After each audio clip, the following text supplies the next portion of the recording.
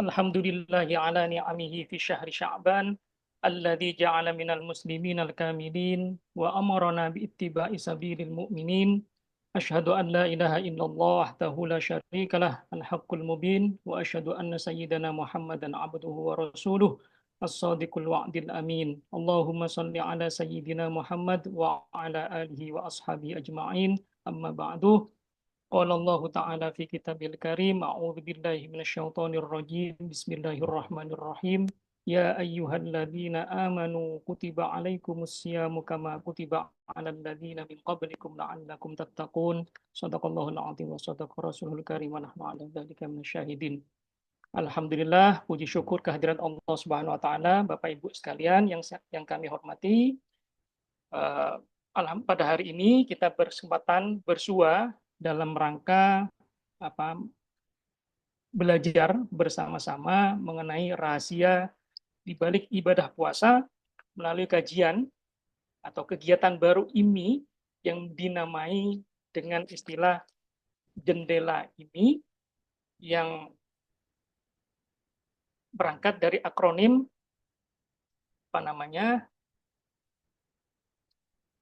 jendela itu ada singkatannya Jelajah ya, jelajah, Mas Ketua?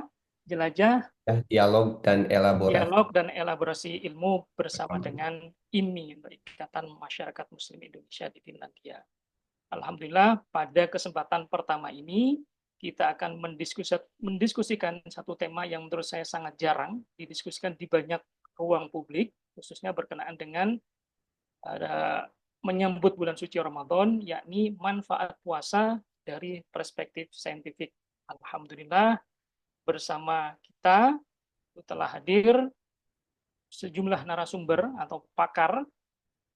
Yang pertama adalah Mas Kenny Vidila Seris, PhD. Beliau ini dosen sekaligus biokemis dari Universitas Helsinki di Finlandia. Kemudian yang kedua ada Mas Dr. Gigi, namanya cukup panjang, tapi kami biasa menyapanya Mas Seno.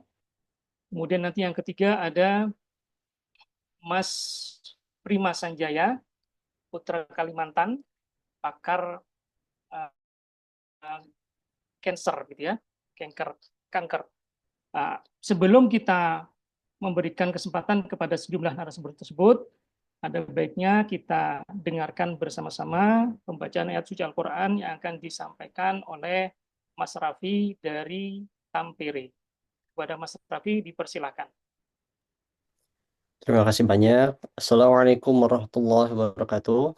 Waalaikumsalam. Waalaikumsalam warahmatullahi wabarakatuh. Saya akan membacakan Quran surat Al-Baqarah, surat kedua, ayat 182 dan 183. Insya Allah beserta artinya. A'udzu billahi minasyaitonir rajim. Bismillahirrahmanirrahim.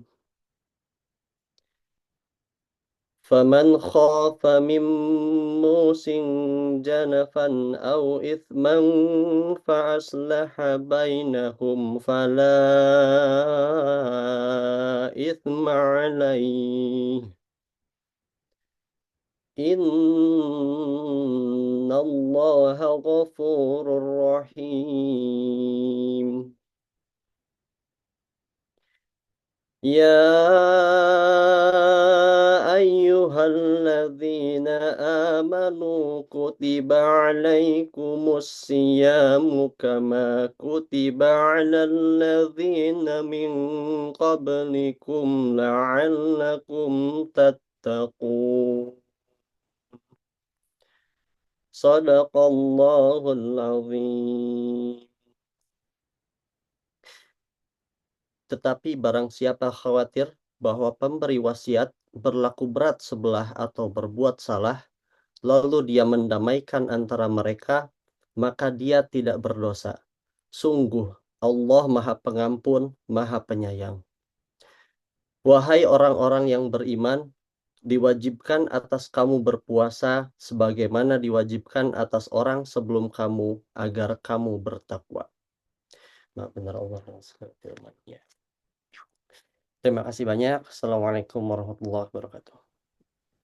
Waalaikumsalam warahmatullahi wabarakatuh. Waalaikumsalam. Alhamdulillahirabbil alamin. Mudah-mudahan pembacaan kitab suci Al-Quran tadi dari Mas Raffi pertama memberikan manfaat kepada kita semua, yang kedua memberikan pahala kebaikan baik kepada Mas Raffi selaku pembaca maupun kepada kita semua selaku pendengar. Amin amin ya rabbal alamin.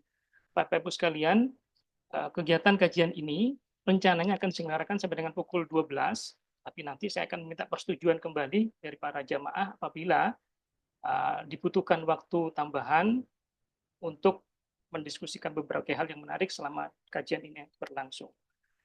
Bapak Ibu sekalian, sebagaimana tadi dibacakan oleh Mas Raffi dari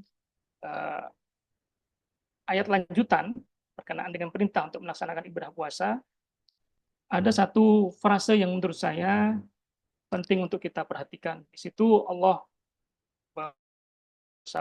berfirman bahwa faman tatawwa'a khairan fahuwa khairul lah wa an tasumu khairul lakum in kuntum ta'lamun. Ada dua kata menarik. Pertama adalah frase tatawwa'a, dengan kerelaan hati. Yang kemudian yang kedua di akhir atau di ujung ayat in kuntum ta'lamun, jika kamu mengetahui.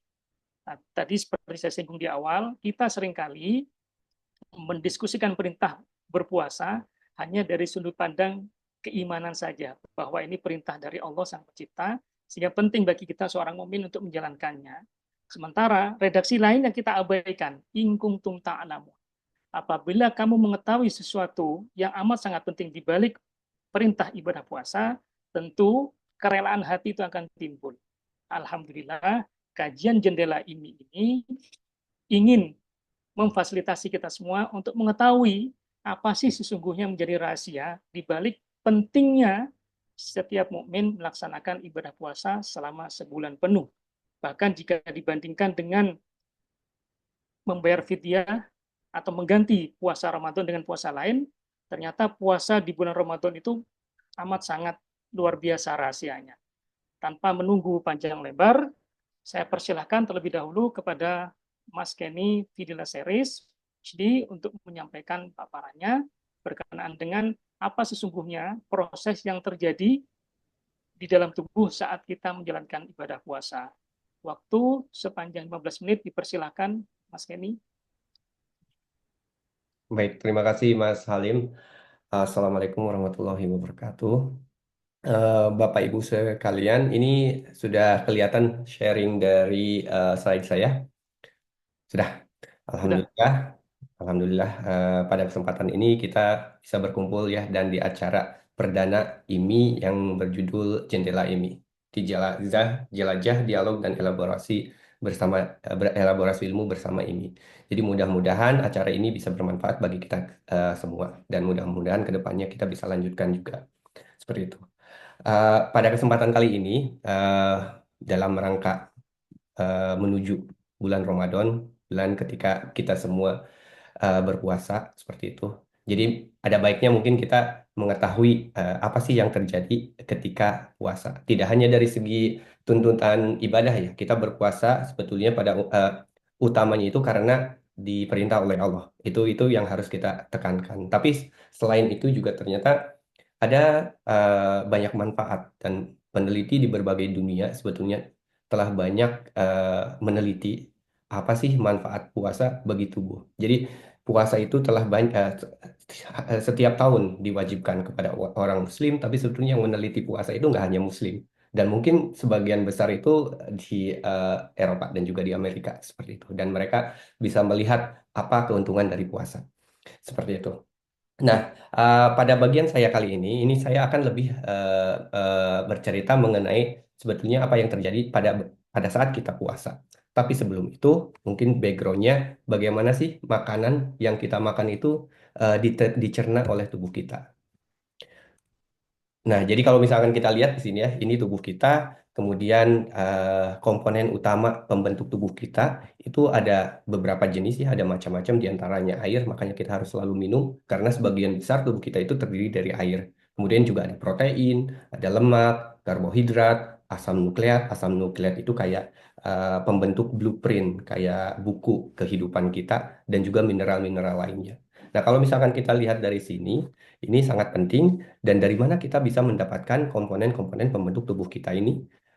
Tentunya dari makanan-makanan dan juga minuman yang kita makan seperti itu. Nah, misalkan bisa kita lihat di video ini. Nah, ketika kita makan dan minum, apa sih yang terjadi di tubuh kita? Jadi kalau misalkan kita lihat di sini, ada proses pencernaan dan juga penyerapan nutrisi yang terjadi pada tubuh kita ketika kita makan seperti itu.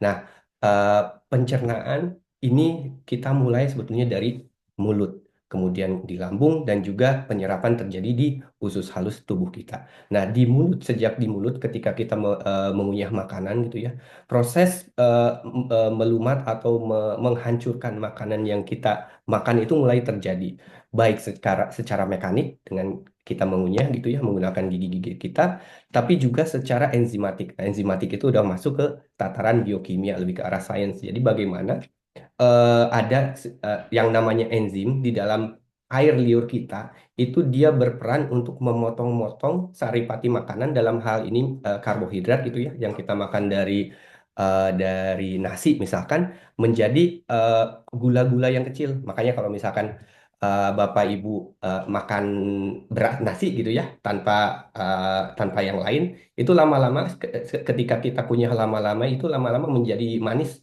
Itu karena apa molekul pembentuk nasi ini yang bentuknya panjang ini terdiri dari rantai gula gitu. Makanya ketika dipotong-potong oleh enzim yang ini nih namanya enzim amilase, dia menjadi bentuk yang lebih pendek, salah satunya misalkan glukosa dan rantai pendek lainnya. Makanya jadi bentuknya manis seperti itu. Jadi di mulut kita udah mulai proses pencernaan makanan. Setelah itu masuk ke perut, di perut juga sama. Ada enzim-enzim lain yang berperan untuk mencerna makanan dari segi lipase dan lain sebagainya. Bahkan ada larutan asam yang berasal dari asam klorida gitu ya, itu sangat asam dan dia bisa menghancurkan makanan yang kita makan secara kimiawi juga seperti itu. Jadi kalau misalkan kita lihat di sini ya dari prosesnya dari awal sampai ke lambung ini bisa kita lihat bagaimana kita harus bersyukur gitu ya terhadap karunia Allah yang diberikan kepada kita. Bahkan kita tidak sadari seperti itu semuanya tubuh dari ujung kepala sampai ujung kaki itu semuanya sudah dibuat sedemikian rupa sempurna bahkan kita tanpa menyadari dan taking for granted seperti itu. Seperti itu gitu ya. Di mulut kemudian di usus halus. Di usus halus ini sari-sari makanan yang tadi kita cerna itu kemudian diambil dan disebarkan ke seluruh tubuh kita. Nah, di sini bisa kita lihat bagaimana apa nutrisi-nutrisi dari makanan yang kita ambil itu kemudian disebarkan ke sel-sel di seluruh tubuh kita.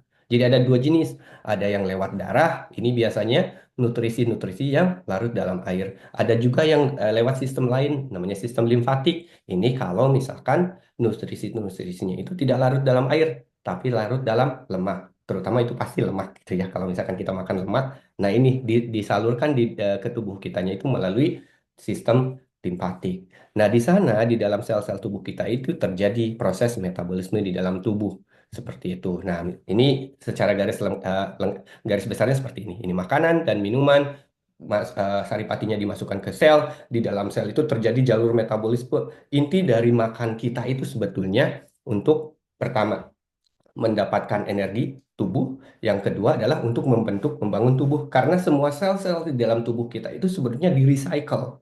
Yang udah tua dihancurkan, dan dibentuk dengan yang baru. Makanya sebetulnya tubuh kita yang saat ini itu sebenarnya komponennya itu udah berbeda sekali dengan tubuh kita ketika masih bayi, ketika masih remaja seperti itu. Karena itu di recycle terus-menerus seperti itu. Nah, ini jalur metabolisme secara umum. Ini versi singkatnya karena sebetulnya yang kita udah tahu itu sebetulnya udah sangat lengkap sekali dan sangat detail sekali. Jadi di sini itu bisa kita lihat, mungkin Bapak Ibu nggak perlu tahu secara secara detail bagaimana prosesnya, tapi intinya di jalur metabolisme ini kita bagaimana karbohidrat yang kita makan diproses, bagaimana asam lemak ataupun lemak yang kita makan diproses, dihancurkan dan juga dibuat kembali. Begitu juga dengan protein, asam amino, dan juga tadi asam nukleat seperti itu. Nah, ini kalau misalkan kita lihat ketika makan ya, sebenarnya kan yang kita butuhkan itu energi gitu ya untuk berbagai aktivitas kita, baik yang kita sadari maupun yang tidak kita sadari. Nah, prosesnya itu yang utamanya itu adalah bagaimana gula yang kita makan itu diproses, dihancurkan di dalam sel membentuk ATP. Jadi kalau misalkan kita ibaratkan ATP itu adalah bentuknya uang atau koin eh, eh, untuk membayar semua proses-proses yang terjadi di dalam tubuh kita, di dalam sel-sel tubuh kita, seperti itu. Nah, bagaimana prosesnya? Ini bisa dilihat di sini yang saya garis merah seperti itu. Makanya kalau misalkan kita makan glukosa itu cepat banget kita jadi energetik gitu ya. Kalau misalkan kita lihat, kalau anak saya kalau misalkan malam-malam makan makan lagi atau makan permen atau segala macam, kalaupun sebelumnya ngantuk, ketika udah makan gula nanti jadi aktif lagi. Ya itu seperti itu. Karena ini. Nah, seperti itu. Nah, oke, balik lagi ke sini. Nah, ini ya. Jadi bagian akhir dari proses pembentukan gula, konsumsi gula itu akan membentuk ATP. Nah, ATP ini dibuatnya itu di dalam mitokondria sel. Ini adalah bagaimana proses terbentuk seperti itu. Jadi bisa dilihat di sini ya, berbagai macam mesin nano yang ada di dalam tubuh kita berperan untuk membentuk energi ini. Nah, ini terjadi di mitokondria. Seperti itu. Nah, ini adalah bagaimana ATP terbentuk yang apa? Proses pembentukan ATP itu ternyata membutuhkan oksigen, O2. Oksigennya itu diperoleh dari mana? Diperoleh dari udara yang kita hirup. Makanya ini kaitannya. Disinilah kaitannya kenapa kita bernapas dan kenapa kita makan untuk membentuk ATP di sini. Seperti itu. Jadi prosesnya itu ya ini mirip seperti kayak turbin atau kipas angin yang membutuhkan energi seperti itu. Dan nah ini turbin bisa dilihat. Jadi ini itu prosesnya itu sama. Jadi kayak apa? Elektron disalurkan ke sini untuk memompa memompa proton dari luar ke dalam. Si protonnya ini kan terjadi gradien tuh kayak misalkan air pancuran. Nah, si gradien proton itu hidrogen, dia dibalikin ke sitoplasma lagi dari sini dengan melakukan itu si turbin namanya ATP sintase ini, dia akan membentuk ATP, membentuk koin untuk membayar semua proses-proses yang ada di dalam tubuh kita. Jadi kalau misalkan Bapak lihat ya, Bapak Ibu lihat ini, prosesnya itu sangat-sangat detail, sangat-sangat rumit dan sangat-sangat sempurna. Bahkan sampai saat ini pun ilmuwan-ilmuwan di dunia masih berusaha memahami bagaimana proses-proses ini terjadi seperti itu. Seperti itu. Jadi Bapak Ibu mudah-mudahan bisa ini ya bisa bisa apa melihat rumitnya proses yang terjadi di dalam tubuh kita seperti itu. Jadi ketika ATP diperoleh, kemudian dipakai untuk semua proses-proses yang ada di dalam tubuh kita, baik aktivitas-aktivitas yang kita sadari, misalkan seperti kita berlari, kita berkumpul-kumpul dengan teman, ngobrol, maupun aktivitas yang tidak tidak kita sadari, bahkan sampai misalkan kita detup detup jantung kita bergerak, kita pun bernapas itu juga kan membutuhkan energi juga yang berasal dari sini. Seperti itu. Nah, sekarang pertanyaannya itu tadi ya, bagaimana makanan kita di di diproses sehingga membentuk energi. Nah, sekarang pertanyaannya adalah bagaimana prosesnya ketika tubuh kita berpuasa seperti itu. Nah, ini kita bagi menjadi beberapa tahapan gitu ya. Jadi setelah kita sahur pagi-pagi gitu ya. Ini tahap awal puasa seperti ini. Bisa dilihat di sini. Nah, ketika tahap awal puasa, itu sumber energi kita itu dari glukosa. Dari misalkan tadi dari nasi yang kita makan. Itu gampang sekali dipecah-pecahnya. Prosesnya itu sangat cepat. Dalam waktu sekitar 1 jam itu glukosa itu udah ada di dalam darah kita. Nah, ketika di dalam darah, si glukosa itu kan tinggi ya konsentrasinya di dalam darah, perlu diambil oleh sel-sel tubuh seperti itu. Makanya ada yang namanya insulin. Hormon insulin ini berperan ketika dibuat gitu ya di beta pankreas dibuat kemudian disalurkan ke dalam sel darah ke dalam aliran darah, tujuannya itu untuk memberitahu tubuh bahwa kadar glukosanya itu ada tinggi, ayo cepat serap seperti itu. Makanya kadar insulinnya itu akan meningkat. Nah, kadar insulin meningkat, berinteraksi dengan insulin reseptor di sini, dan dia memberi sinyal supaya pintu untuk mengambil glukosanya itu dibuka. Pintunya itu namanya adalah glukosa transporter. Nah, yang ini. Nah, ketika pintunya itu dibuat dan dibuka di sini, glukosanya bisa masuk ke dalam sel-sel, dialirkan ke dalam sel-sel di tubuh kita. Seperti itu. Nah, jadi proses metabolisme yang terjadi di sini ini. Glikolisis, proses pemecahan gula menjadi energi, dan juga sintesis glikogen. Glikogen itu sama sebetulnya rantai glukosa digabung jadi satu dan dipakai sebagai cadangan energi, cadangan makanan kalau kita membutuhkan energi lebih lanjut ketika glukosa di dalam tubuh kita habis atau berkurang. Seperti itu. Ini fase awal ya. Makanya ini setelah makan ini yang terjadi. Nah, kemudian setelah kita puasa 4 sampai 12 jam, glukosa di dalam darah udah mulai berkurang, eh, di dalam sel-sel juga udah mulai berkurang. Kemudian sumber energi ini masih glukosa ya, tapi ada kalau misalkan udah mulai berkurang, glikogen yang tadi dibuat di awal, kemudian mulai dipecah-pecah lagi jadi glukosa lagi. Seperti itu. Jadi udah ditabung, habis itu ketika membutuhkan berkurangi lagi. Seperti dikurangi lagi, glukagon meningkat untuk memecah glikogen tadi di dalam hati. Seperti itu. Nah, hal yang penting sebetulnya ini ya, otak, sel-sel di dalam otak dan juga sel darah merah itu sumber energinya itu dari glukosa. Jadi di otak itu tanpa glukosa itu nggak survive lah intinya kayak gitu. Nggak bisa dari lemak misalkan. Tapi nanti kita bisa lihat sebenarnya ada cara lain juga. Kalau misalkan glukosanya itu benar-benar habis ketika kita puasa berkepanjangan. Nah, jadi metabolisme yang aktif di sini ya ini gluconeogenesis awal. Gluconeogenesis itu artinya pembentukan glukosa dari sumber-sumber lain, misalkan dari lemak, kemudian dari asam amino, dari protein, itu mulai terjadi walaupun prosesnya itu nggak nggak nggak intens seperti itu. Dan yang lain itu adalah glikogenolisis. Glikogenolisis itu ini tadi pemecahan glikogen menjadi glukosa, cadangan glukosa yang ada di hati dan juga di otot-otot tubuh kita. Seperti itu. Ini 4 sampai 12 jam setelah makan. Nah, kalau misalkan kita puasanya diperlama gitu ya, kayak misalkan di Finlandia, puasanya pas waktu summer itu kan bisa sampai 22 jam ya, seperti ini. Nah, proses ini, itu glikogen di hati itu udah habis. Glikogen udah habis, cadangan gulanya udah habis, maka tubuh mulai menggunakan lemak. Tadi kan kita juga sumber makanan itu kita lemak gitu ya. Kalau lemaknya nggak dipakai, ya disimpan di dalam tubuh kita, di sel-sel lemak.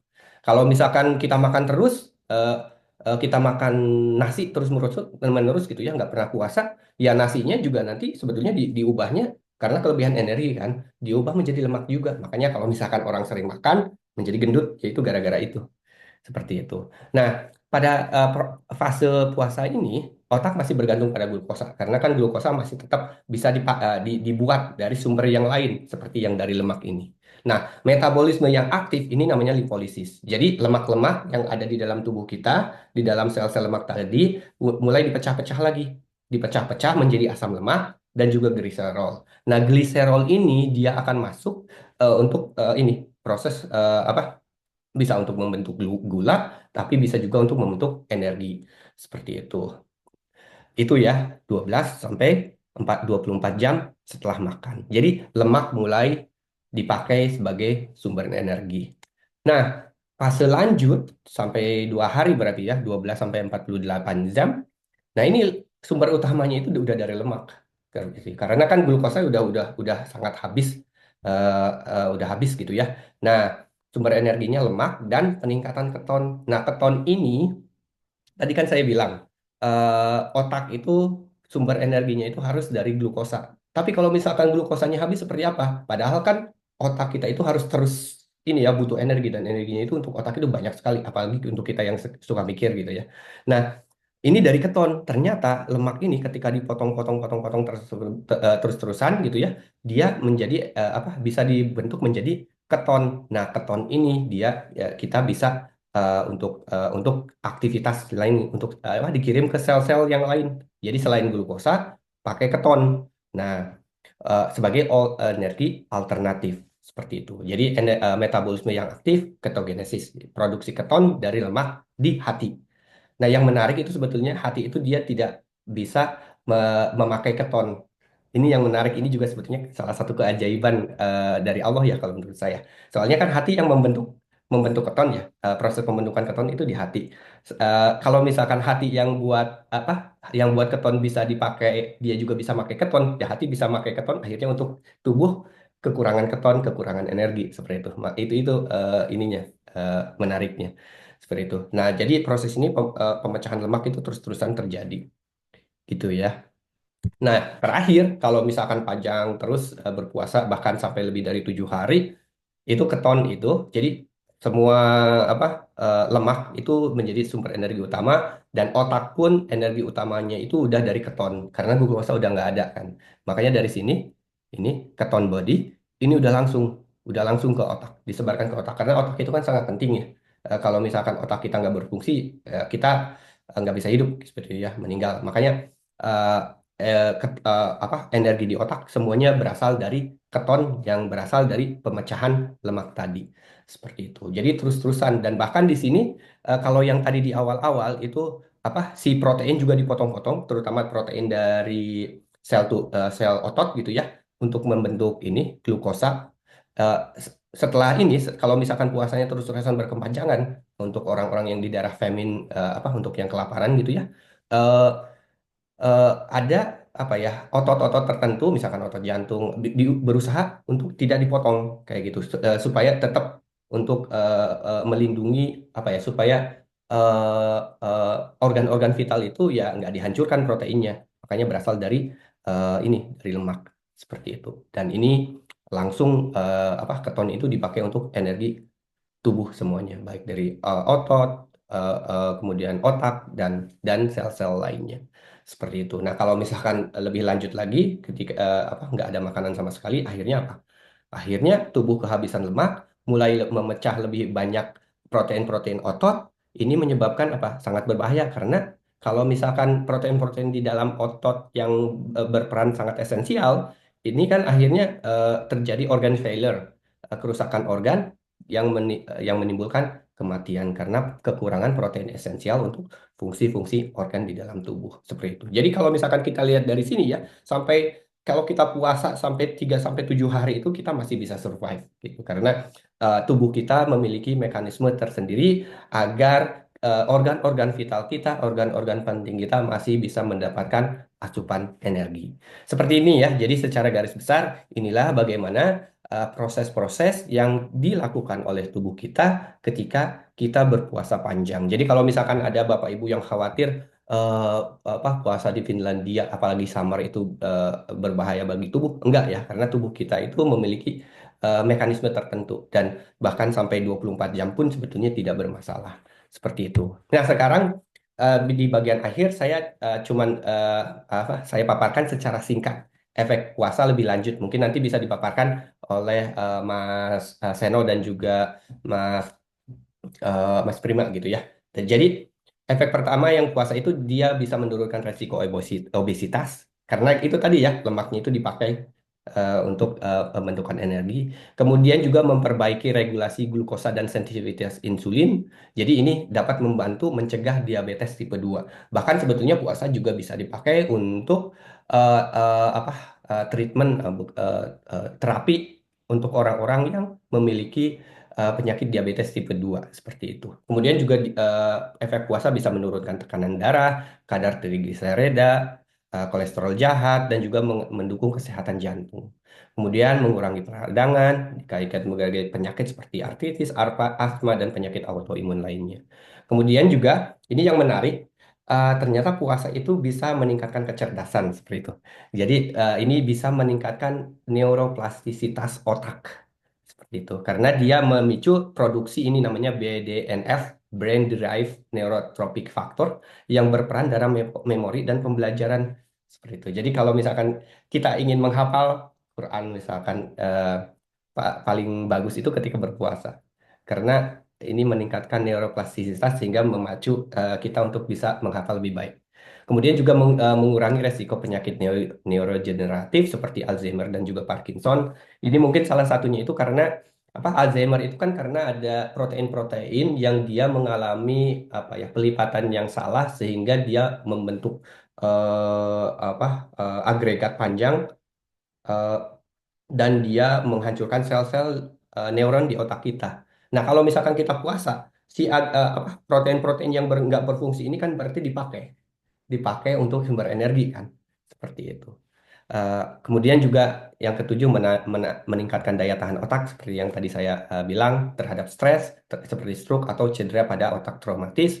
Kemudian juga mengurangi stres oksidatif dan memperlambat penuaan sel. Nah, ini juga udah ada penelitiannya tentang itu. Kemudian juga meningkatkan umur panjang. Setidaknya ini untuk apa ya? Kalau nggak salah percobaan di hewan. Mungkin di manusia kurang tahu. Tapi kalau saya lihat kalau saya dengar-dengar katanya orang-orang yang berumur panjang itu biasanya mereka rutin puasa. Mungkin ini salah satunya gitu ya. Kemudian juga menghambat pertumbuhan tumor dan kanker yang nanti akan dijelaskan lebih lanjut oleh Mas Prima. Dan yang terakhir itu mengurangi sinyal insulin dan faktor pertumbuhan IGF-1 yang berperan pada proses proliferasi sel kanker. Nah, jadi itu ya beberapa efek puasa. Sebetulnya masih banyak lagi yang lain dan masih banyak penelitian dilakukan untuk mengetahui sebetulnya apa sih efek puasa yang terjadi pada tubuh kita seperti itu. Dan Ji, selama ini manfaatnya banyak sekali. Terima kasih dari saya. Assalamualaikum warahmatullahi wabarakatuh. Waalaikumsalam warahmatullahi wabarakatuh. Alhamdulillah Bapak Ibu sekalian, dari paparan awal ini paling tidak kita mengetahui apa rahasia yang sedang terjadi ketika tubuh kita sedang berpuasa. Tanpa berpanjang lebar, dan waktunya sudah kurang seperempat jam, ini sekarang 11.41, saya ingin bertanya kepada jamaah sekalian, apakah berkenan waktunya kita tambah sampai dengan 12.31? Bagaimana? Oke, kalau Boleh, berkenan, boleh.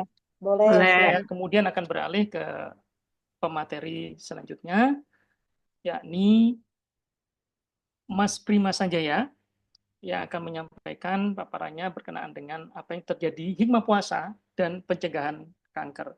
Kepada Mas Prima, waktu dipersilakan.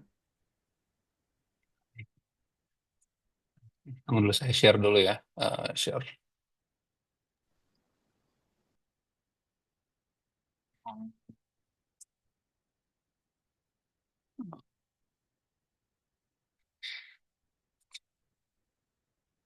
Oke, terlihat ya slide Ya, yang saya lihat Mas, silakan. share.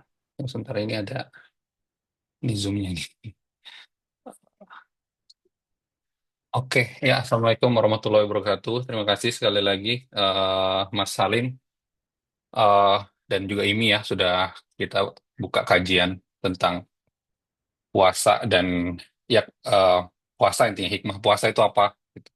Nah, ini saya mau jelasin sedikit apa sih manfaat puasa dan bagaimana puasa itu bisa membantu untuk penyembuhan kanker gitu ya. Dan ya ini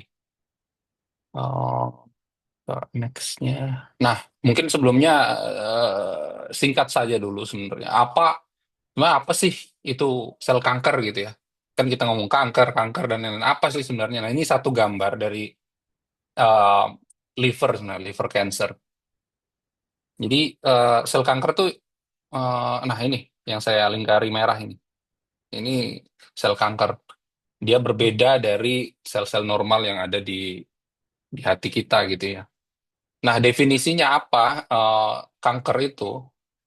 Jadi yang pertama itu adalah sel kanker itu adalah sel yang terus bertumbuh dan tidak bisa dikontrol. Jadi selnya ini terus tumbuh gitu ya. Jadi saking tidak bisa dikontrolnya dengan sistem imun dan lain-lain, dia menginvasi organ-organ yang lain.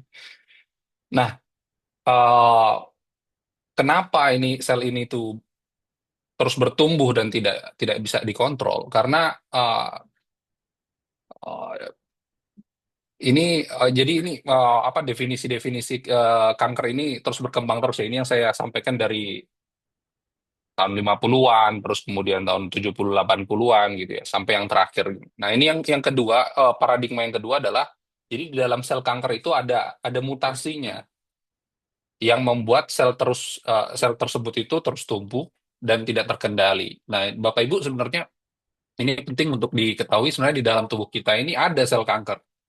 Contoh misalnya kita kena sinar matahari atau misalnya kita ya ya apapun ya, misalnya merokok atau misalnya melakukan kegiatan-kegiatan yang misalnya bisa membuat sel itu teracuni seperti itu ya, itu sebenarnya ada. Tapi nah ini sel-sel tubuh kita itu punya juga mekanisme untuk apa namanya, untuk membunuh sel-sel kanker tersebut gitu. Ada kalau di eh, ya sistem imun termasuk salah satunya. Terus ada, kita juga ada kalau misalnya DNA kita itu rusak, itu ada mekanismenya, dia namanya DNA repair mechanism, ada itu. Jadi intinya mungkin kalau dianalogikan, anggap aja mungkin kalau kita punya foto gitu ya, gambar foto gitu. Nah, fotonya ada yang korup atau file-filenya ada yang korup. Nah, yang korup itu ya itulah sel-sel kanker gitu. Mohon maaf. Ya, uh, nah yang sel korup itu, nah itu yang mutasinya seperti itu ya. Tapi ya itu tadi, tubuh bisa merecovery itu. Tapi kalau sudah terlalu banyak errornya, korupnya sudah terlalu banyak, filenya itu tidak bisa direcover lagi gitu. Intinya seperti itu sih kalau mau saya analogikan, yang lebih sederhananya gitu ya. Nah, pertanyaannya kenapa sih itu sel kanker itu sangat mematikan gitu? Karena sel kankernya itu terus tumbuh, tapi dia tidak berfungsi sebagaimana sel itu harus berfungsi. Contoh misalnya di liver ini, eh, jadi sel yang kanker ini dia tidak berfungsi sebagai liver, dia hanya mengambil istilahnya resource dari tubuh kita dan hanya untuk berkembang. Nah, itu yang membuat itu menjadi sangat mematikan, seperti itu ya. Nah, kedua sebenarnya ini poin-poinnya apa yang membuat sel kanker itu bisa hidup. Nah, ini dari penelitian dari Otto Warburg ya. Ini discovery tahun 1920, dan karena ini dia mendapatkan Nobel Prize di fisiologi dan medicine tahun 1931. Jadi Otto Warburg ini di papernya itu dia jelasin, ini saya screenshot aja dari abstraknya ya. April 29, 1926, The Metabolism of Tumor in the Body. Ini mungkin nggak terlalu panjang, bisa kita baca sedikit. In this contribution, we discuss the question of whether tumor cell in living animals can be killed of through lack of energy, and the related question of how tumors are supplied with oxygen and glucose in the body. Oke. Jadi ya ini sudah beberapa sebenarnya hint-hint ya, spoil sedikit. Nah, we assume it is understood that tumor cell obtain the energy required for their existence in two ways. One, by respiration, and second, by fermentation. Respiration intinya adalah membakar material-material dengan karbon dioksida, menjadi karbon dioksida menggunakan water dan oksigen. Terus fermentation intinya dia nge-split itu menjadi lactic acid atau asam laktat kalau. Nah, jadi penelitiannya itu sangat sederhana sekali. Jadi kita nggak usah mikir yang terlalu simpel-simpel banget ya. Kalau penelitian orang dulu tuh sebenarnya simpel. Dia bandingkan sel normal sama sel kanker. Yang ditanyakan research questionnya, pertanyaannya adalah apa bahan dasarnya untuk sel normal dan berapa yang diperlukan? Apa bedanya sel normal dan sel kanker untuk bahan dasar yang masuk ke dalam sel itu ya. Terus yang kedua yang ditanya apa hasilnya. Jadi pertanyaan simpel aja sebenarnya. Apa bahan dasarnya, berapa yang diperlukan, kemudian apa hasilnya. Nah, jadi dari papernya ini,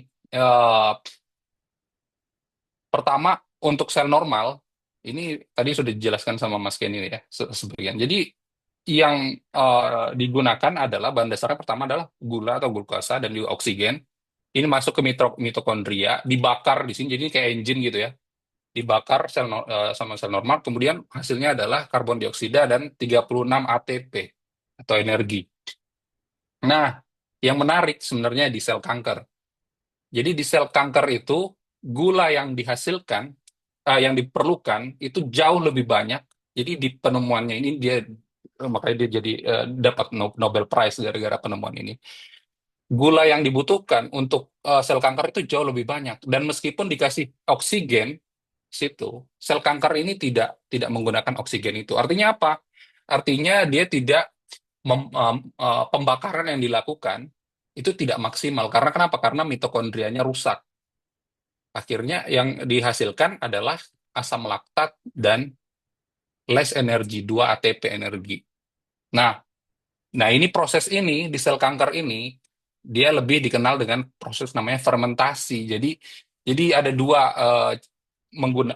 cara ya untuk bisa mendapatkan energi. Pertama yaitu dengan pembakaran dengan oksigen. Kalau tidak ada oksigen dengan fermentasi.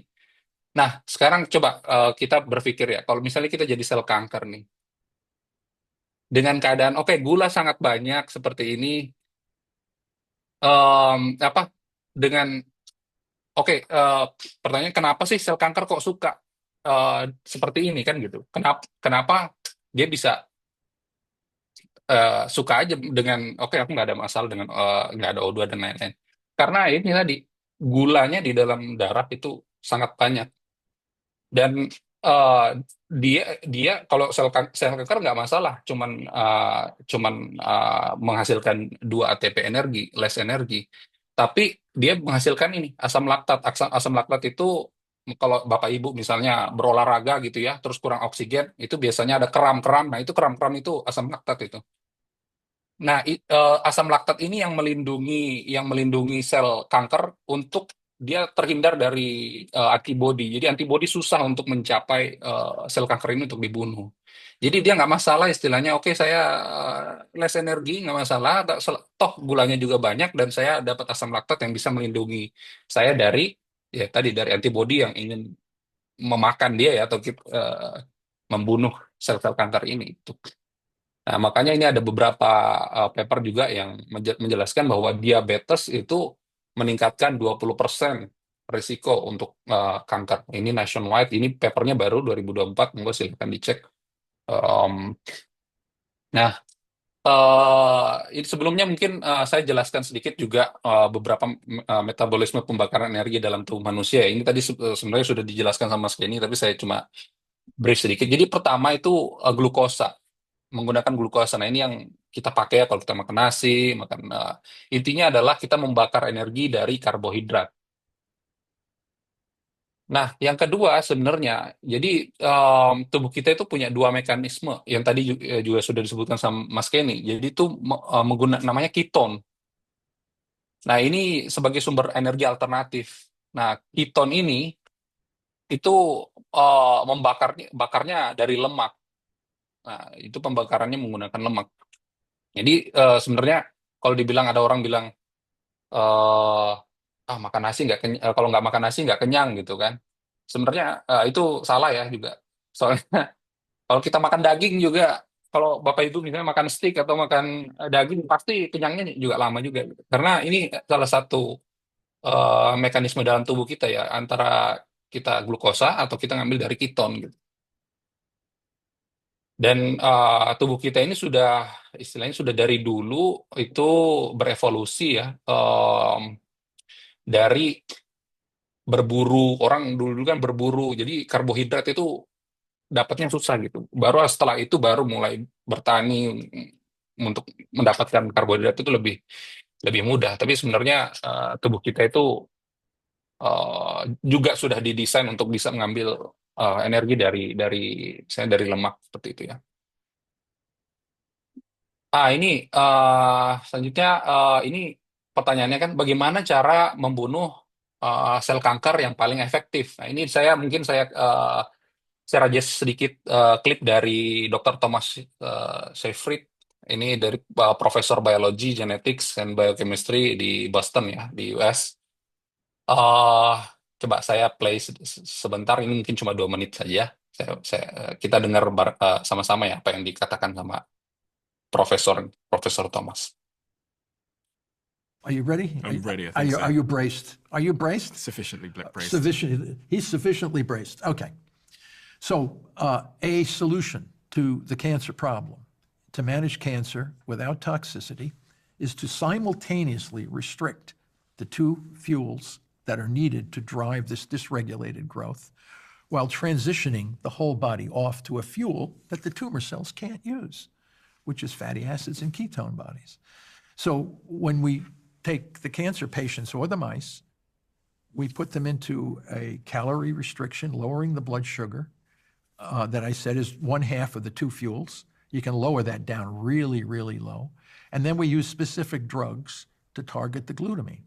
And together we can selectively restrict the two fuels while we transition the whole body over to ketones.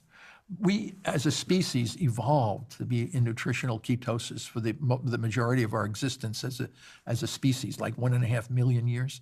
For centuries and centuries, thousands and thousands of years, our species, you and me, our ancestors, were always in a state of nutritional ketosis because there was very few carbohydrates in the environment for them to be consuming, right?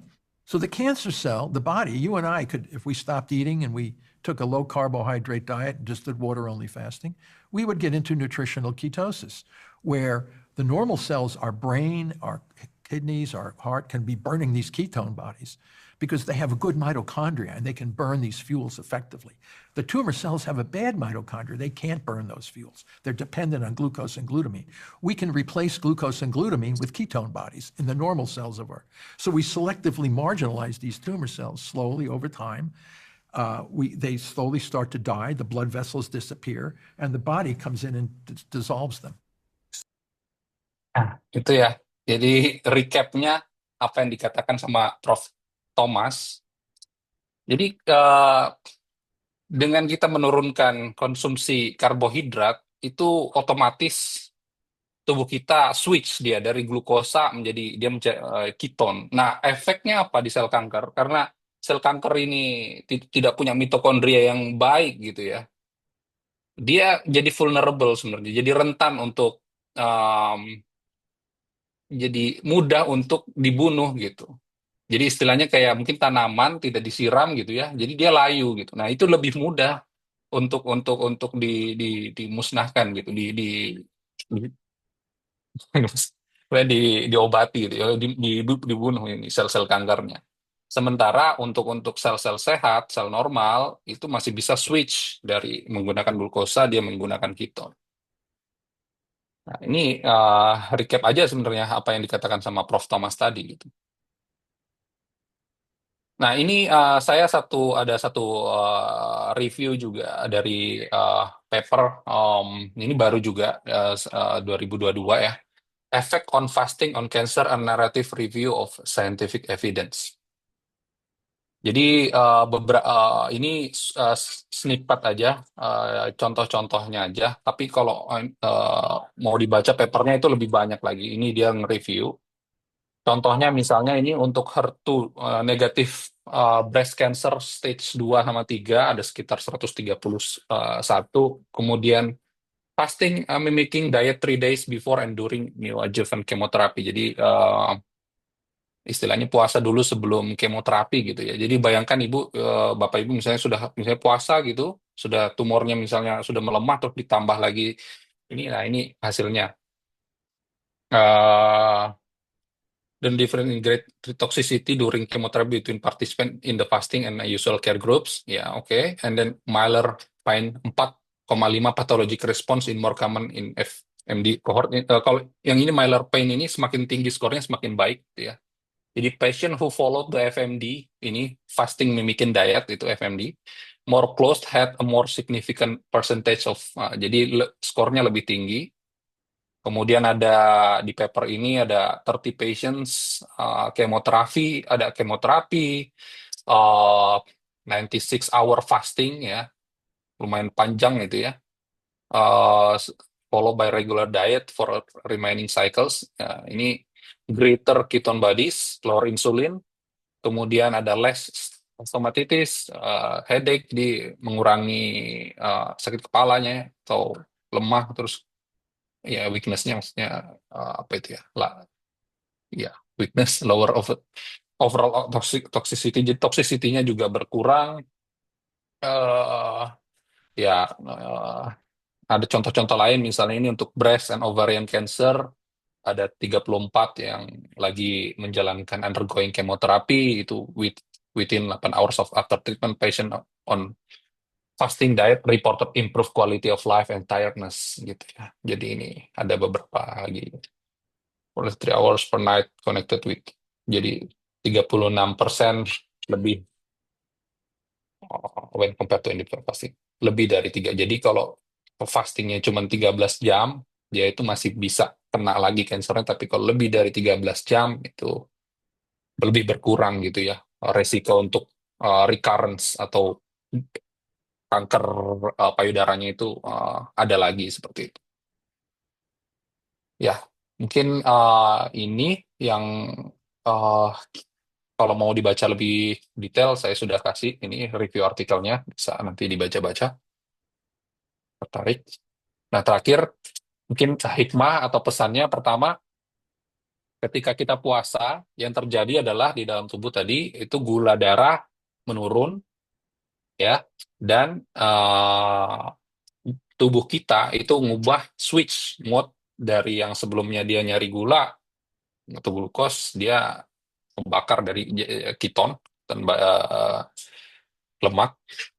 Nah, ya yang kedua, sel kanker ini sangat bergantung pada gula. Jadi ketika kita berpuasa, itu sama saja kita melemahkan sel-sel kanker ini seperti itu. Sangat rentan dan jadi bisa dibilang natural ini ya, medicine sebenarnya untuk kita ngebantu tubuh kita sendiri untuk recover seperti itu, untuk membunuh sel-sel kanker yang ada di dalam tubuh kita. Nah, ini mungkin yang terakhir karena ini kita mau mencari hikmahnya juga dari apa yang mungkin kita sudah ini ya, disampaikan mungkin di awal sama Mas Halim tadi. Ini saya Al-Baqarah 183 184 sebenarnya. Tadi sudah dijelaskan sedikit sama Mas Halim. Nah, artinya ini saya bacakan lagi. Puasa yang diwajibkan itu ialah beberapa hari yang tertentu, maka sesiapa di antara kamu yang sakit atau dalam musafir, bolehlah ia berbuka, kemudian wajiblah ia berpuasa sebanyak hari yang dibuka, itu pada hari-hari yang lain, dan wajib atas orang-orang yang tidak berdaya berpuasa karena tua, atau misalnya membayar fidyah, yaitu memberi makan orang miskin. Maka sesiapa yang dengan sukarela memberikan bayaran fidyah lebih dari yang ditentukan itu, maka itu adalah suatu kebaikan baginya. Dan walaupun demikian, berpuasa itu lebih baik bagi kamu daripada memberi fidyah kalau kamu mengetahui. Nah, jadi ini Allah sudah sangat ini dikasih tahu ketentuannya. Oke, kita puasa, kalau kita tidak bisa kita membayar fidyah. Tapi meskipun fidyah itu baik, tapi meskipun demikian puasa itu baik kalau kalian mengetahui. Nah, ini saya tunjukkan beberapa scientifically proven untuk puasa bisa sangat membantu untuk membunuh secara natural ya sel-sel kanker yang ada di dalam tubuh kita. Mungkin itu aja dari saya. Eh, Semoga apa yang saya sampaikan bisa bermanfaat bagi kita semua. Ya, terima kasih. Assalamualaikum warahmatullahi wabarakatuh. Kembali. Waalaikumsalam warahmatullahi wabarakatuh. Alhamdulillah, Bapak Ibu sekalian, dari paparan Mas Kenny kemudian bersambung dengan paparan dari kandidat doktor di Fakultas Medicine University of Helsinki, maka kita menjadi semakin tahu begitu ya, apa relasi Allah menggarisbawahi kata in kuntum ta'lamun dengan perintah untuk menjalankan ibadah puasa. Yang terakhir, tanpa berpanjang lebar, mari kita persilahkan kepada Dokter Gigi Nur Rahman Ahmad Seno Aji. Beliau ini staf pengajar di Fakultas Kedokteran Gigi Universitas Gadjah Mada, satu kampus dengan presiden sebelumnya Mas Seno ya, dan akan menyampaikan materi mengenai hikmah puasa dan kesehatan rongga mulut. Kepada Mas Seno, dipersilahkan. Baik, terima kasih banyak atas kesempatannya, Mas Abdul Halim. Saya akan membagikan layar saya terlebih dahulu.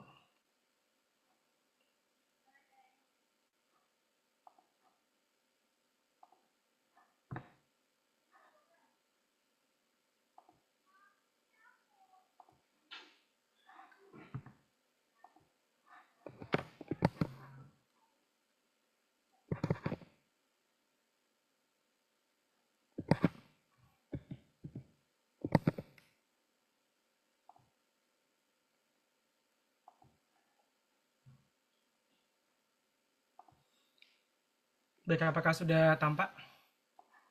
Sedang dalam proses, Mas. Ya, sudah terlihat.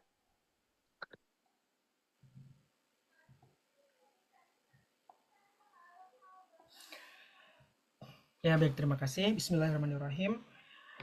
Pada kesempatan ini saya akan memaparkan sedikit mengenai hikmah puasa kaitannya dengan kesehatan rongga mulut. Sebagai pendahuluan, saya sampaikan bahwa puasa merupakan salah satu dari rukun Islam yang wajib dilaksanakan oleh setiap dari kita umat Islam.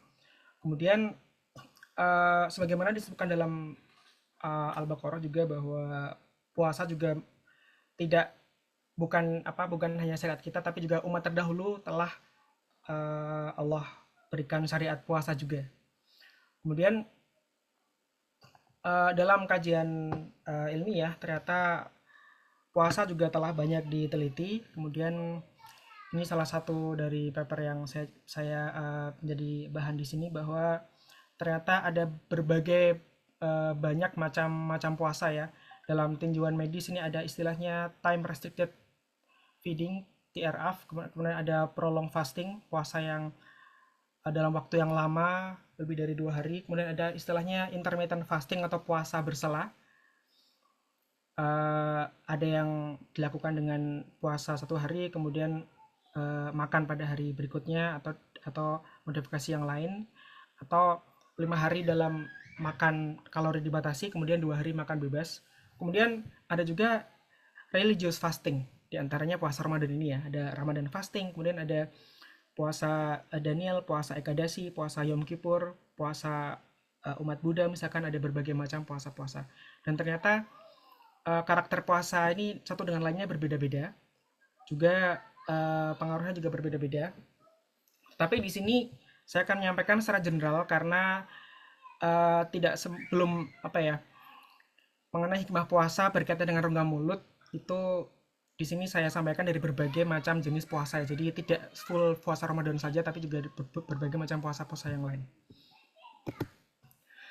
Nah, Bapak Ibu sekalian yang dirahmati Allah, mulut beserta organ di dalamnya, yaitu ada gigi, ada lidah, kemudian kelenjar saliva atau kelenjar air liur, kemudian langit-langit, otot pipi, dasar mulut, dan sebagainya, merupakan bagian yang penting dalam kehidupan manusia. Dan komponen dari rongga mulut juga disebutkan dalam Al-Quran, yaitu lidah dan bibir dalam Al-Balad ayat 9, dan juga gigi juga disebutkan ternyata dalam satu ayat, yaitu Al-Maidah ayat 45, sinun atau gigi. Kemudian Badan Kesehatan Dunia juga telah menyampaikan bahwa kesehatan rongga mulut itu menentukan kualitas hidup dan berpengaruh dalam kesehatan tubuh secara umum. Tanpa mulut yang sehat, kita mustahil mendapatkan kesehatan yang sehat ya. Jadi semua ini saling berkaitan. Bahkan dalam sisi ibadah juga rongga mulut itu atau mulut ini sangat penting. Dari 5 rukun Islam, 3 komponen dari rukun Islam itu memerlukan mulut yang sehat, sehingga kita dapat bersyahadat secara lisan dengan baik dan lancar, kemudian mengucapkan bacaan-bacaan sholat, kemudian juga mengucapkan bacaan-bacaan dalam rukun haji dan dalam rutinitas ritual haji dan sebagainya. Itu semuanya memerlukan kesehatan rongga mulut yang prima dan fungsional secara fungsi, sehingga kita dapat melaksanakan ritual ibadah kita dengan sempurna. Nah, bagaimana pengaruh puasa terhadap rongga mulut? Ternyata puasa Ramadan di sini sebagai salah satu bentuk intermittent fasting, ataupun ada ahli yang mengelompokkan sebagai time restricted fasting atau puasa yang dibatasi oleh waktu, yaitu dari waktu subuh hingga maghrib ya. Jadi rata-rata selama siang hari, atau ada yang menyebutkan diurnal fasting atau puasa di siang hari ya, puasa Ramadan ini. Dan puasa secara general seperti tadi yang sudah disampaikan oleh Mas Kenny dan Mas Prima memang memberikan banyak dampak positif untuk kesehatan ya. Di antaranya juga puasa Ramadan. Nah, sekarang kita akan membahas satu persatu mengenai pengaruh puasa terhadap rongga mulut. Yang pertama adalah puasa dan perubahan saliva atau air liur kita. Nah, ini yang paling terasa ya. Saat kita berpuasa, mungkin mulut kita terasa lebih kering dari kondisi tidak berpuasa. Dan ternyata penurunan laju aliran saliva ini mencapai 10% dibandingkan kondisi tidak berpuasa. Kemudian selain laju aliran salivanya yang berkurang, komponen dalam saliva juga ada mengalami beberapa perubahan. Beberapa ahli telah meneliti perubahan, ada peningkatan senyawa nitrit, kemudian juga ada yang meneliti mengenai kandungan antibodi alami dalam air liur kita, saliva, yaitu salivary immunoglobulin A, mengalami sedikit perubahan tetapi tidak terlalu signifikan. Nah, perubahan laju aliran saliva ini membuat mulut kita terasa lebih kering saat berpuasa. Kemudian ternyata juga adanya perubahan mulut yang lebih kering itu juga menimbulkan perubahan komposisi bakteri di dalam rongga mulut kita, sehingga dapat menimbulkan pengaruh berikutnya, yaitu adanya risiko timbulnya bau mulut. Nah, di sini bau mulut dapat timbul pada orang yang berpuasa karena tadi yang pertama, produksi saliva atau air liurnya berkurang. Kemudian metabolisme saat orang berpuasa juga ternyata dapat menimbulkan perubahan, yaitu adanya peningkatan asam amino yang mengandung unsur sulfur yang dilepaskan dalam rongga mulut. Kemudian ada bakteri-bakteri penghasil gas atau bakteri yang dalam metabolismenya dia membutuhkan asam amino yang mengandung unsur sulfur, dia akan meningkat aktivitasnya dan menghasilkan gas, di antara adalah dimetil sulfida. Dia termasuk gas yang menimbulkan bau mulut. Tetapi ternyata ini dari penelitian terbaru 2024 meneliti mengenai orang yang berpuasa, kemudian diukur istilahnya udara yang keluar dari mulutnya diukur begitu ya, kandungan gasnya bagaimana.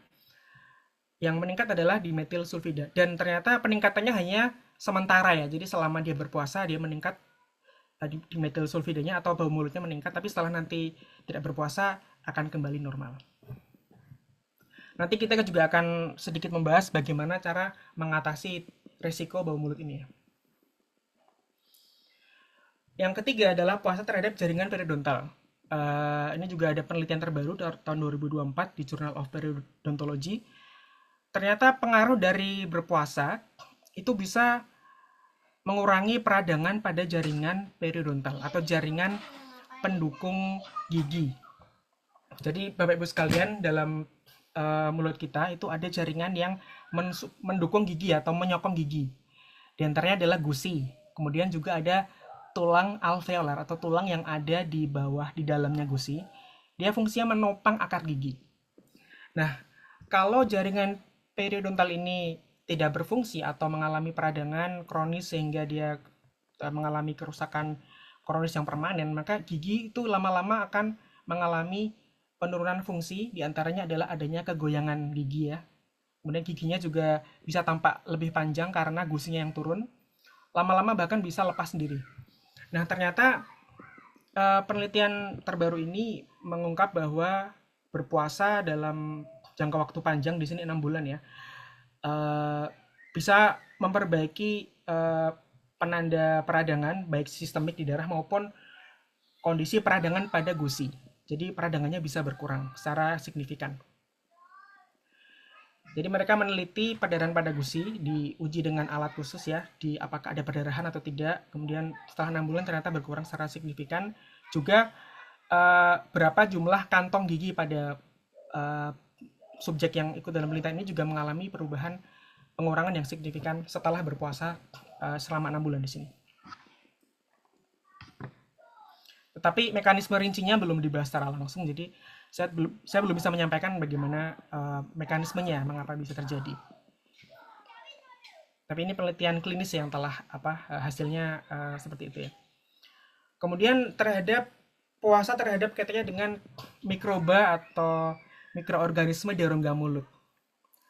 Nah, Bapak Ibu sekalian, rongga mulut kita adalah tempat yang memiliki jumlah mikroba terbanyak kedua setelah usus ya. Jadi yang pertama adalah usus, yang kedua adalah rongga mulut ya.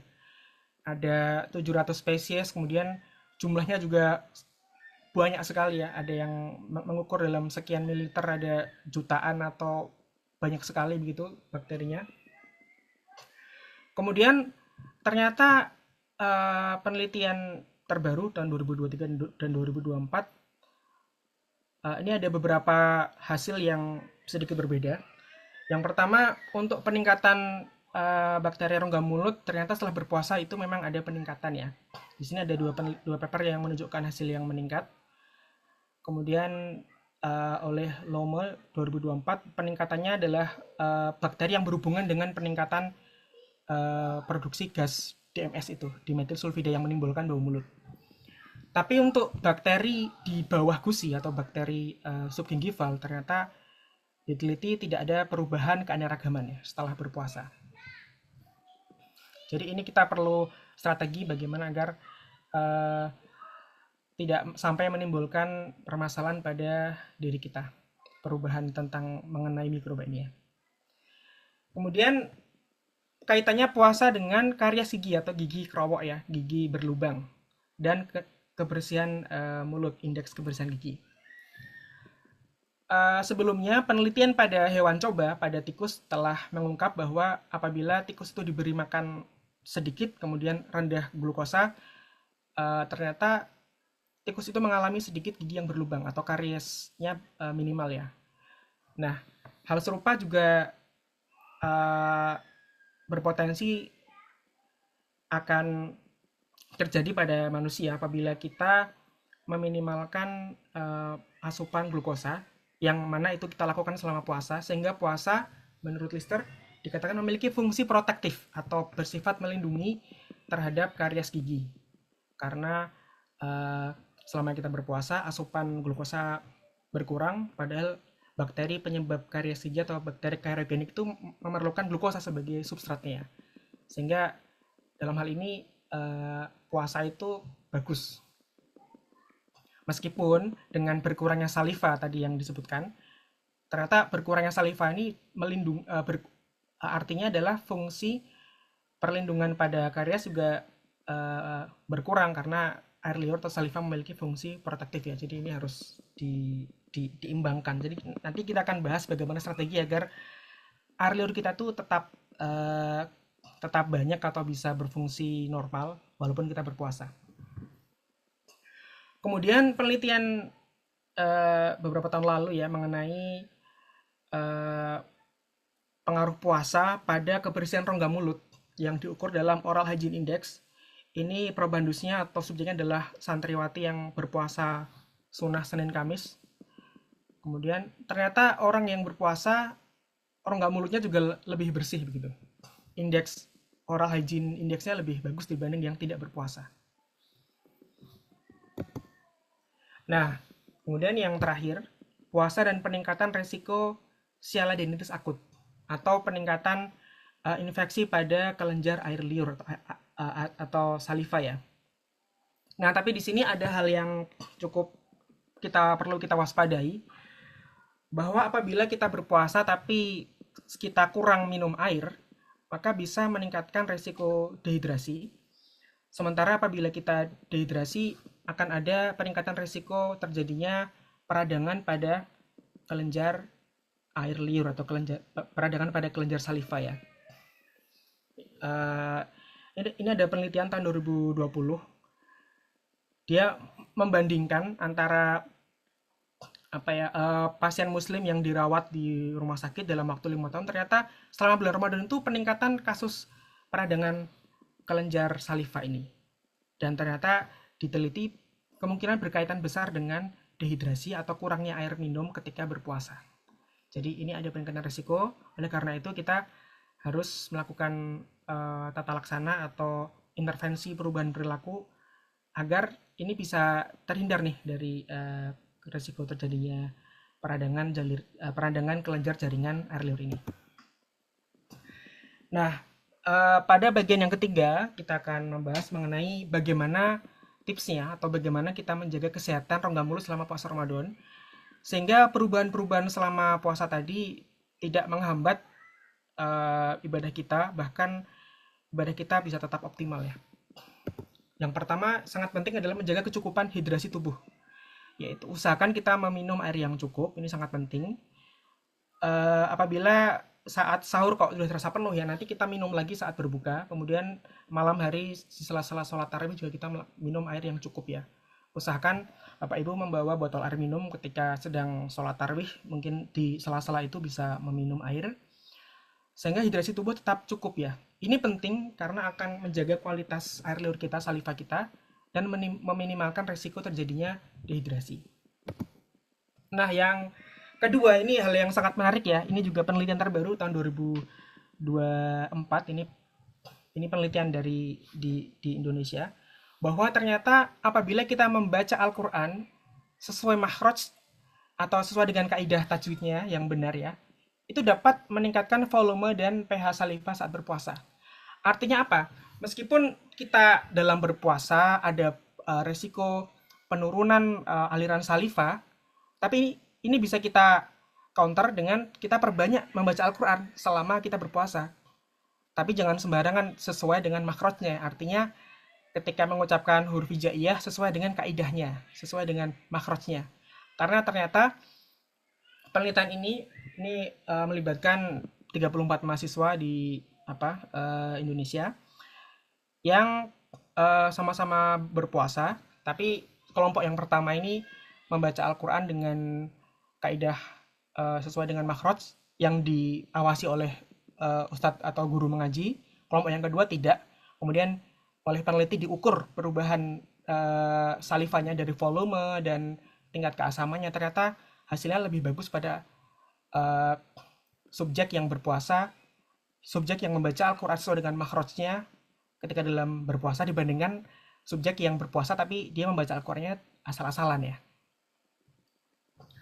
Nah, ternyata gerakan mulut kita, kemudian gerakan lidah ketika bertemu dengan bagian tubuh, bagian rongga mulut yang lain ya, karena saat kita mengucapkan huruf hijaiyah dengan bagus sesuai makhraj, itu kan lidah kita ada huruf-huruf yang ketika lidah bertemu dengan langit-langit atau dengan gigi atau dengan bagian mulut yang lain, gerakan otot-otot rongga mulut ini akan maksimal, sehingga ini akan menstimulus sekresi saliva. Dan juga gerakan ini juga akan menstimulasi reseptor pencecap yang berhubungan dengan nervus trigeminus atau saraf kranial kelima dan ketujuh, sehingga menimbulkan refleksi salivasi. Ini merupakan salah satu efek positif juga ya. Kemudian saya juga menduga bahwa pada dengan kita membaca Al-Quran sesuai dengan makhrajnya, selain juga akan meningkatkan volume dan memperbaiki pH saliva saat berpuasa, saya juga meyakini bahwa ini juga akan mengurangi resiko bau mulut orang saat berpuasa ya. Karena dengan kita melakukan membaca Al-Quran dengan sesuai makhrajnya, maka rongga mulut akan teraerasi dengan baik, sehingga bakteri-bakteri anaerob yang akan menghasilkan gas yang berkaitan dengan bau mulut itu akan terhambat aktivitasnya karena kondisi udara yang keluar masuk saat kita melakukan aktivitas membaca Al-Quran sesuai dengan makhrajnya. Nah, yang ketiga, kita penting untuk menjaga kebersihan gigi dan mulut. Jadi selesai sahur, kalau bisa disempatkan untuk menggosok gigi ya, atau bersiwak dengan baik. Karena mulut akan kosong selama kita berpuasa. Kalau kita tinggalkan mulut kita dalam kondisi ada sisa makanan, maka itu akan menjadi kesempatan bagi bakteri untuk melakukan aktivitas atau metabolismenya. Padahal saliva juga berkurang dan kesempatan untuk membersihkan gigi juga mungkin tidak sebanyak saat kondisi tidak berpuasa, sehingga ini penting sekali untuk menjaga kebersihan gigi. Usai sahur dan sebelum tidur kita harus bersiwak. Kemudian untuk mencegah bau mulut, yang kita bisa menjaga kebersihan bau mulut dengan menyikat gigi dengan baik. Kemudian berkumur itu juga bisa kita lakukan, karena berkumur selama kita yakin bahwa airnya tidak kita telan, maka kita bisa tetap berkumur selama melakukan serangkaian aktivitas wudhu ya. Tetapi juga ada yang berkeyakinan bahwa makruh ya tidak apa-apa, itu kembali ke keyakinan masing-masing. Kita juga membersihkan lidah dan kembali ke tips yang pertama tadi, yaitu menjaga hidrasi yang cukup saat berbuka. Nah, yang terakhir, saya menemukan satu artikel yang menarik ya, yaitu puasa bagaimana sih yang memberikan dampak kesehatan. Karena ternyata ada penelitian dari Badkhotmah 2011, ternyata ada sebagian dari umat muslim yang puasa bukannya berat badannya turun, malah nambah gitu. Jadi ini ada, tapi ini penelitian juga dilakukan di Arab Saudi ya. 173 responden, ternyata hampir sepertiganya atau 59,5%, separuhnya itu malah mengalami peningkatan berat badan. Jadi ini yang penting kita perhatikan selama kita puasa, jangan sampai saat kita berbuka malah menggunakan motif balas dendam ya, atau berbuka puasanya langsung banyak sekaligus dan sebagainya. Ini kan jadi tidak seimbang, dan belum lagi saat berpuasa jadi malas-malasan, tidak beraktivitas, alasannya lemes dan sebagainya. Ini juga bisa menghapus atau menyebabkan puasa kita tidak memberikan dampak kesehatan, atau bahkan nanti bisa malah memperburuk kondisi kita ya. Jadi penting untuk kita puasa yang berefek kesehatan itu ternyata puasa yang ketika ada pembatasan kalori ya, sehingga net kalori kita itu negatif ya, sehingga tercapai efek-efek positif puasa seperti yang disampaikan oleh Mas Kenny dan Mas Prima tadi begitu. Tapi kalau pada endingnya puasa kita malah surplus kalori, misalkan kita puasa kemudian kita nggak ngapa-ngapain karena alasan puasa, kemudian saat berbuka kita berbukanya sangat banyak sekali, sahur juga banyak, tapi kita tidak beraktivitas, maka ini tidak akan tercapai efek positif puasa itu. Kesimpulannya, untuk mendapatkan manfaat puasa yang optimal bagi kesehatan rongga mulut, penting bagi kita untuk menjaga hidrasi yang cukup, menerapkan pola hidup sehat, pola makan yang sehat, dan menjaga kebersihan mulut.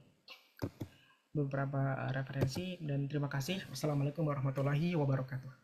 Waalaikumsalam warahmatullahi wabarakatuh. Alhamdulillah, Bapak Ibu sekalian, genap sudah pemaparan yang disampaikan oleh para pakar yang ada di Helsinki sebagian besarnya berkenaan dengan manfaat puasa dari perspektif saintifik.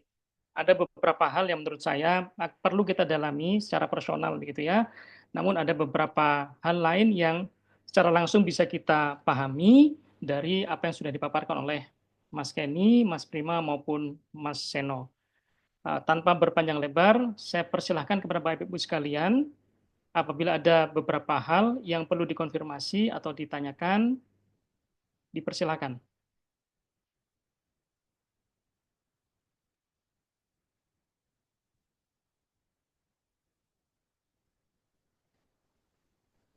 Saya boleh Baik. nggak? Oke, silakan Mas Kenny. Saya tertarik itu dengan presentasinya Mas Seno mengenai berpuasa mengurangi kadar air liur walaupun cuma 10% gitu. Itu yang dari apa penelitiannya di ini nggak dianalisis juga apakah kadar amilasenya juga berkurang atau bagaimana seperti itu. Terima kasih. Baik, terima kasih Mas Kenny atas ini dari yang saya baca, saya belum menemukan Mas Kenny untuk kadar amilasnya, karena lebih ke kadar ion-ion natrium, kemudian sodium, kemudian ion-ion lain, kemudian juga beberapa enzim transferin, kemudian staterin dan salivary immunoglobulin A, dan juga kortisol yang pada dalam saliva ya. Saya jadi penasaran juga nih, mungkin akan saya cari. Baik, terima kasih Mas Seno atas responnya terhadap pertanyaan Mas Kenny. Bapak Ibu yang lain, apakah ada beberapa hal yang perlu dikonfirmasi atau ditanyakan oleh forum ini? Saya juga lihat di daftar jamaah yang hadir ada salah seorang dokter, Dr. Resna. Apakah ada hal juga yang ingin diinformasikan secara singkat melalui forum ini? Bila ada. Baik, saya anggap sementara ini tidak ada. Namun tidak menutup kemungkinan apabila ada hal-hal yang Bapak Ibu sekalian ingin konfirmasi, nanti bisa menghubungi ini secara langsung melalui kontak yang disediakan di halaman bawah materi publikasi yang sudah dibagikan melalui grup WhatsApp IMI, jamaah IMI, sehingga nanti bisa dibangun dialog lebih lanjut berkenaan dengan apa detail yang sudah disampaikan oleh Mas Kenny, Mas Prima maupun Mas Seno. Bapak Ibu sekalian, sebelum diskusi ini kita akhiri, ada beberapa kesimpulan sederhana yang bisa kami sampaikan. Yang pertama, pentingnya ilmu pengetahuan bagi kita setiap mukmin agar kemudian dalam melaksanakan berbagai ibadah yang disyariatkan oleh Allah Subhanahu wa taala itu bisa kita lakukan secara sukarela begitu tanpa ada paksaan. Kenapa ini bisa dilakukan? Ya tentu perlu ilmu pengetahuan, sehingga penting bagi kita untuk terus belajar mencari tahu apa sesungguhnya makna penting di balik syariat yang Allah wajibkan kepada kita semua. Yang kedua, dari paparan ketiga pakar yang dimiliki oleh IMI ini, kita memiliki kewajiban baru begitu untuk meneliti atau paling tidak memiliki pengetahuan mengenai makanan dan minuman yang kita konsumsi, sehingga anugerah tubuh yang sehat yang sudah diberikan oleh Allah Subhanahu wa taala tadi itu bisa kita gunakan untuk beribadah semaksimal mungkin baik mahdhoh maupun ghairu mahdhoh tanpa terrintangi atau terkendala oleh hal-hal yang ternyata disebabkan oleh perilaku kita sendiri, baik saat mengonsumsi sesuatu maupun saat melakukan tindakan yang lainnya. Yang terakhir, dalam pelaksanaan ibadah puasa yang akan kita lakukan beberapa hari ke depan, insya Allah pada awal Maret akan kita mulai puasa Ramadan, ada beberapa kegiatan-kegiatan positif yang bisa kita lakukan baik sebelum, sedang, atau sesudah puasa. Nah, kegiatan-kegiatan ini akan memberikan manfaat tidak hanya secara kesehatan, tapi juga memberikan manfaat kebaikan-kebaikan atau kemaslahatan yang lainnya bagi kita sebagai pelaksana atau pelakon ibadah puasa itu sendiri.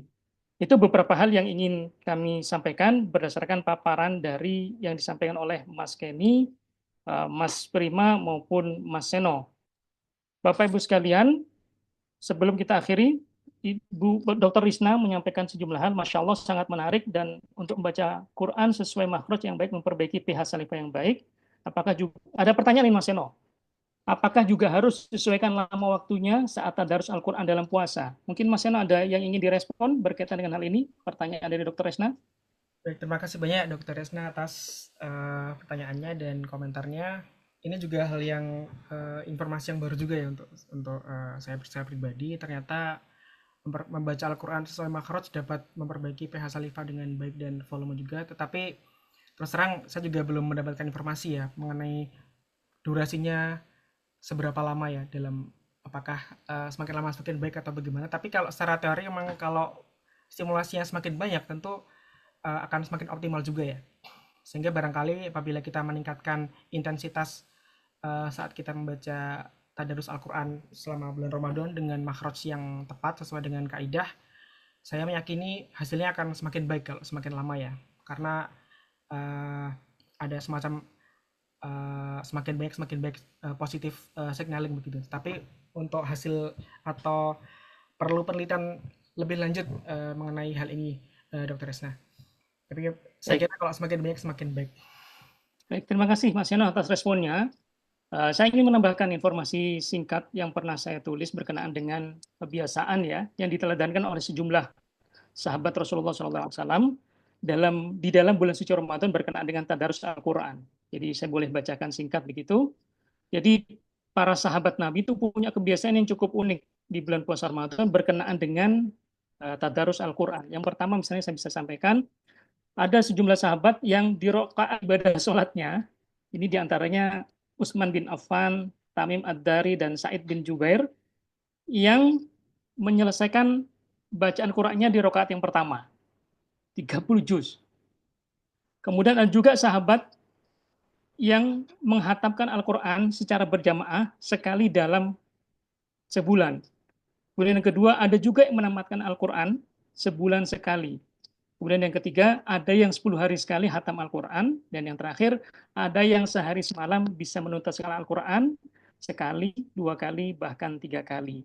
Nah, berdasarkan kebiasaan ini, kemudian Imam Nawawi dalam kitab Al-Adhkar li Imam An-Nawawi, beliau menyampaikan bahwa sesungguhnya membaca Al-Quran adalah zikir yang paling utama, terlebih lagi bila ia dibaca secara kontemplatif atau tadabbur. Karena dengan melakukan perenungan mendalam atas apa yang Allah firmankan, tentu akan banyak pengetahuan yang kita dapatkan, sehingga dalam pelaksanaan ibadah-ibadah yang sudah diwajibkan tadi, tidak ada paksaan dalam pelaksanaannya. Itu informasi tambahan yang bisa saya sampaikan. Bapak Ibu sekalian, sebelum kita akhiri, ada informasi terbaru dari IMI, pengurus IMI, berkenaan dengan kegiatan yang akan dilaksanakan pada bulan suci Ramadan, yakni Festival Ramadan Taman Pendidikan Al-Quran IMI yang akan dilaksanakan pada tanggal 22 Maret 2025. Ada sejumlah perlombaan yang dilaksanakan. Yang pertama adalah dekorasi Ramadan untuk keluarga. Kemudian yang kedua, penampilan baju muslim dan muslimah. Kemudian yang ketiga ada adzan dan iqomah. Yang terakhir, insya Allah ini menggambar dan mewarnai untuk anak-anak. Nah, berkenaan dengan itu, kami mengundang jamaah sekalian, terutama yang tinggal di Helsinki dan sekitarnya, untuk bisa menghadiri kegiatan ini dan menyemarakkannya. Bahkan tidak juga tertutup kemungkinan bagi jamaah di luar Helsinki dan sekitarnya bisa bersedekah melalui rekening ini di Bank OP dengan nomor FI 4557800720614549 dengan menuliskan pesan TPA ini. Demikian informasi kegiatan yang bisa kami sampaikan. Sebelum kita tutup, mudah-mudahan informasi kegiatan yang telah kita laksanakan pada hari ini, yakni kajian jendela ini, memberikan manfaat sebesar-besarnya bagi kita semua, sehingga dalam menyambut bulan suci Ramadan, kita tidak hanya bahagia secara iman, tapi juga bahagia menyambut Ramadan menggunakan akal sehat kita berdasarkan informasi yang sudah disampaikan oleh Mas Kenny, Mas Prima, dan Mas Seno. Kepada 3 narasumber, kami sampaikan terima kasih yang sebesar-besarnya. Mudah-mudahan ilmunya bermanfaat bagi kita semua, juga bagi para narasumber sendiri. Sebelum kita tutup, mari kita baca doa kafaratul masjid bersama-sama. Doa kafaratul majelis, subhanakallahumma wa bihamdika asyhadu an la ilaha illa anta astaghfiruka wa atubu ilaik. Lebih kurangnya mohon maaf. Sampai ketemu di kajian ini yang lain. Wallahul muwaffiq ila aqwamit thoriq. Assalamualaikum warahmatullahi wabarakatuh. Waalaikumsalam. Waalaikumsalam warahmatullahi wabarakatuh. Terima kasih Bapak Ibu semuanya. Terima kasih Mas Kenny, Mas Prima, Mas Eno. Sama-sama, terima kasih. Terima kasih. Materinya juga sudah dipublikasikan Bapak Ibu ya di grup ini. Terima Jadi kasih. dipersilakan. Terima kasih semuanya. Terima kasih Ya. semuanya. Mohon pamit. Sampai ketemu lagi Assalamualaikum. insyaallah. Mas Kenny, Ya, Mas saya Prima, tutup ya, Mas saya Eno. close Zoom-nya. Assalamualaikum. Waalaikumsalam. Waalaikumsalam warahmatullahi wabarakatuh.